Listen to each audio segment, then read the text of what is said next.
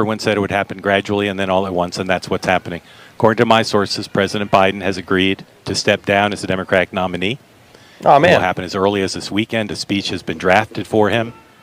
He will continue on as president, is his intention. He also will not, I'm told, endorse Vice President Harris as his successor. They're hoping that he will endorse an open process in which the convention will be open to Vice President Harris and a few other candidates in Chicago to pick the Democratic nominee for president. The belief is that Vice President Harris is already looking at potential running mates to go to Chicago with a full ticket, including one possibility, Andy Beshear, the governor of Kentucky, and perhaps the governor of Pennsylvania, Governor Shapiro. Other possible candidates who are being talked about include Gavin Newsom, the governor of California, perhaps Gretchen Whitmer, and again, the vice president running.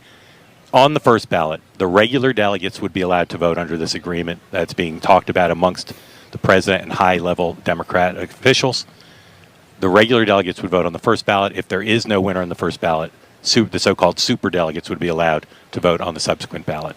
This decision was reached, I'm told, all of a sudden because of the high-level pressure from Nancy Pelosi, Barack Obama, and others, and as well as the decision of many of President Biden's top aides that there was no path forward for him, that he would not be able to win this election, win the general election. And therefore, he's stepping aside again as early as this weekend. So, Mark, what are the political ramifications for a party that based much of their platform on diversity, equity, and inclusion, and they're passing right over Kamala Harris, and he's not going to be endorsing her, according to your sources? Now, according to my sources, he will say very nice things about her. They do not want what some of my sources have been calling a Kamala coronation, that the problem, in part, that they found themselves in was that President Biden was not seriously challenged for the nomination. I'm told by some of her people, I don't know that the vice president thinks this, but some of her people believe she will win this, that she'll choose a strong running mate, that she does have the support of many of the delegates who are Biden-Harris delegates, and that she can win this basically on her own. And at least one of her allies said to me, this is better. Better to not be anointed by Joe Biden, better to show independence, better to show with a strong ticket the capacity to win the nomination on her own. Well, Mark, that said, though, you're very familiar with campaign finance laws. He has, 200 and 300 million in his war chest right now. I believe, in my understanding, is Kamala would be the only one who could absorb that and continue on the campaign. How's that going to work when all their big pocket donors have already pushed for that?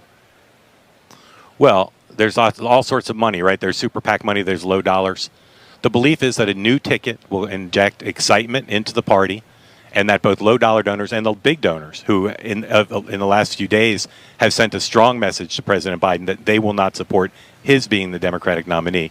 So there's a strong belief that with a new ticket that they can raise money from the big-dollar donors who can give and bundle hard dollars, can give super PAC money, as well as the small dollar donations, that they will come in to whatever the new ticket is, whether it's the vice president or not. If it is the vice president, most campaign finance experts believe she does get to keep the Biden-Harris